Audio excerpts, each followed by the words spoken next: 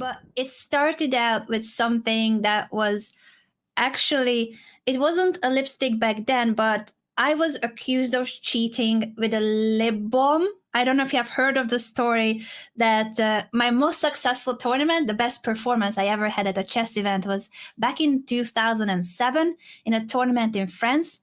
And I beat a grandmaster, the number one player of the tournament, in round 2. And after round 8, I was still leading the tournament. So I was clearly having a really good shape, the best tournament in my life, very close to a grandmaster norm, which is the highest performance.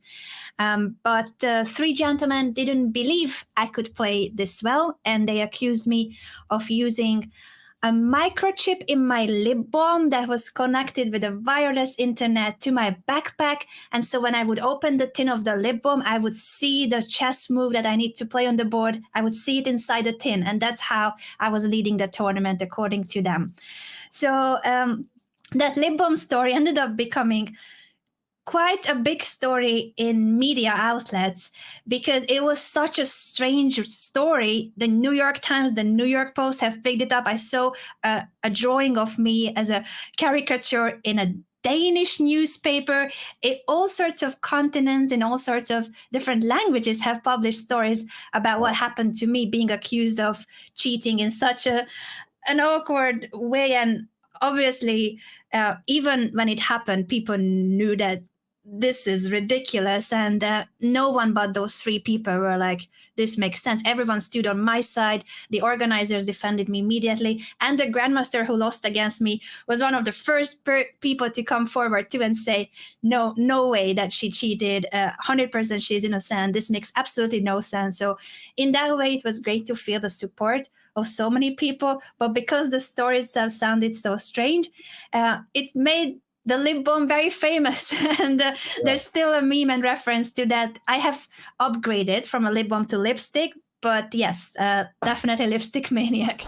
We always had a chessboard in the living room, and as kids, my sister and I, we just started building towers out of the pieces, using the chess pieces to connect it to our Lego sets, just an entire fairy tale world that you do what you want with the chessboard, obviously, without knowing anything about it.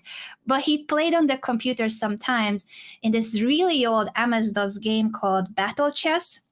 And in Battle Chess, when the pieces move, they become like a real human. They become alive. When you exchange a piece, they fight against each other. They would pick a sword, and one of the piece would kill the other eventually when you trade the piece. Wow. And it looked like such a magical world, kind of like the Harry Potter chess. So it's like the Harry Potter giant chess. I don't know if you saw that scene in Harry Potter, if you watched the movies at all. But I think the Harry Potter chess comes from this battle chess, because this is a very old game. And my sister and I were just watching my dad playing, but we also wanted to try it out. Once you are like, oh, this game looks cool. We were about 4 years old. We are looking at the screen, watching him play. So he was like, yeah, you girls can play too. We were sitting on his lap trying to reach the keyboard and the mouse. But obviously, in order to play against the computer, you need to learn the rules. So there was no longer the option of just doing whatever you want with the pieces. We had to learn how the pieces move. And that's how it started. That's where it all began, with an MS-DOS game and wanting to play this battle chess that felt so magical back then. I feel like the Queen's Gambit for sure is one of the factors.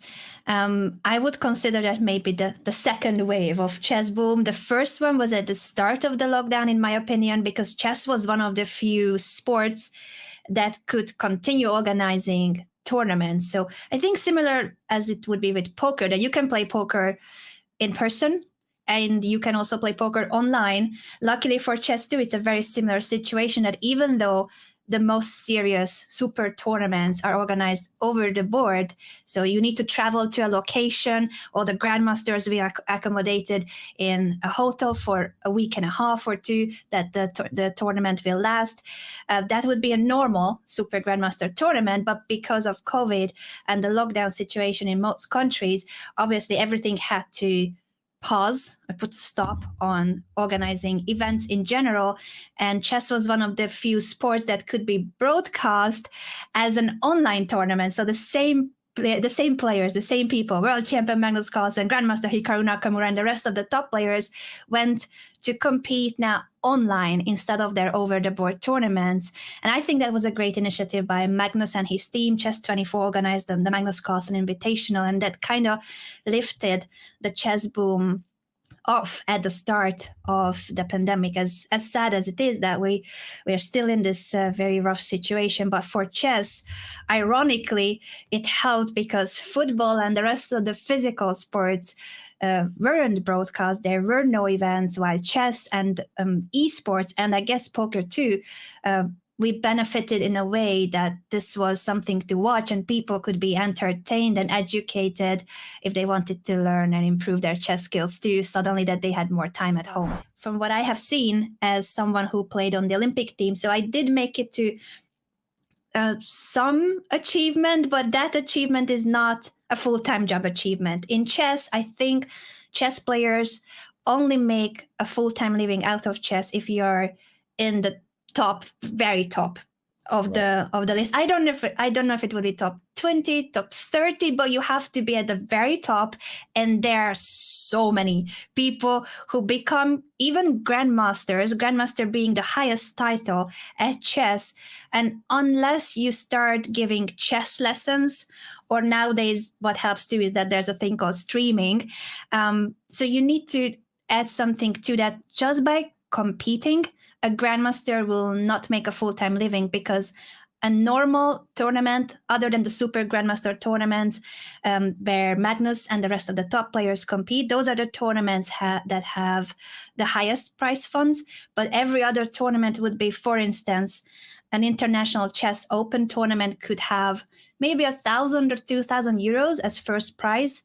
And if you don't win the first prize, you're not fully funding the expenses of your family. And the tournament can last up to 9-10 days. So you're spending half a month on a tournament where maybe you end up winning 200 euros. So in that sense, competing at chess, unless you're at the very top, is not a full-time job. Break it down. What does it mean to be an Olympian in chess?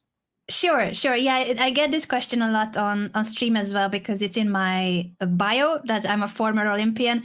But the link is in the bio, right? Yeah, I'm proud of it, but I also understand that it can be confusing, because chess is not a Summer Olympics sport, nor it is in the Winter Olympics. So then people are like, okay, why is it Olympics? So chess has Olympiads separately organized every 2 years, which is great in comparison to the every 4 years Olympiads or Olympics, in a way that we have twice as many chances of winning a medal. And it counts as an Olympic sport. There's all sorts of criteria listed for which sports count as Olympic sports. Chess, according to that list, counts as an Olympic sport. And in countries like Hungary, it is rewarded just the same way as someone winning at the Summer Olympics, a gold medal. If you win a gold medal at chess, you get the same reward for it, which is, I think, amazing. It's amazing. And the Olympic team would consist of 4 players and the reserve. So 4 players competing at the same time. Chess is not a team sport in a way that you cannot discuss your moves, and it's not 3 people thinking over one board, but you add up the points. So it still is an individual game. You add up the points, and that will decide whether it's 2-2 or one team wins 3-1, 2.5, 1.5.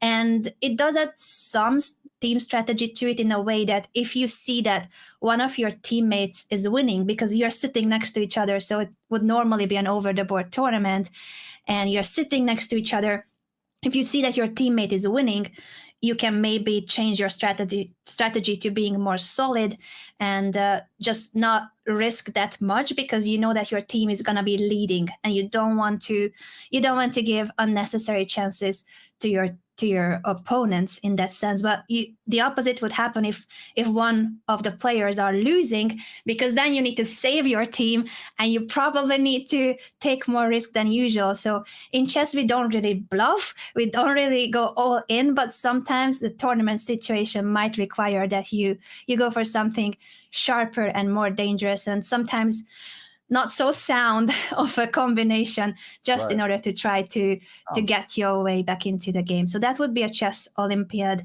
And Hungary, for instance, has won a couple of medals. And what that means for their Olympian status is that in Hungary, this is just for Hungary, but I'm pretty sure that in Russia and other countries too, there would be some kind of a system like this, that after the age of 35, if you have won a medal at an Olympiad, Olympics or chess Olympiad too in this case counts, then you receive a monthly salary for having received that medal. And depending on the color of the medal, it's one amount or the other. So obviously gold medal being the best.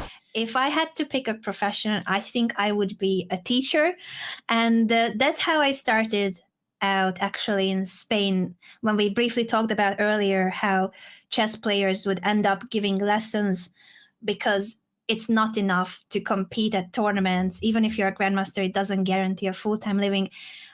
I went into teaching thinking of it from a very different angle. I always wanted to be a teacher. My mom is a teacher. My dad also used to work in a high school. And for me, working with children has always been one of my favorite profession, in a way that I love kids and I love feeling like I'm helping to help someone or a group of people get better at any skill, at any level. But I never wanted to teach chess. Back then I was like, I'm a chess player, so I compete at chess, and I was going to be an English teacher.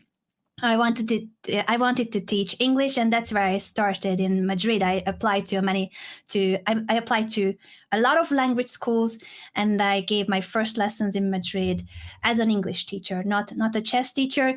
Then I realized that most language schools would rather have native speakers. So as much as I wanted to be a teacher in a foreign country, I could never change my passport. So that's something you're born with. I was born in Hungary, and it didn't matter that I had all the right qualifications, sometimes even higher qualification than my colleagues at the language school. One thing I could never change is that I was neither British nor American nor from any other English-speaking country. And I had to realize that as much as I want to be an English teacher, I have a disadvantage there. And in chess, I had a huge advantage because it's not that easy to get to a titled player level. So suddenly in the chess scene, I was a highly requested teacher, while in English, I was on the bottom of the list, as sad as it was.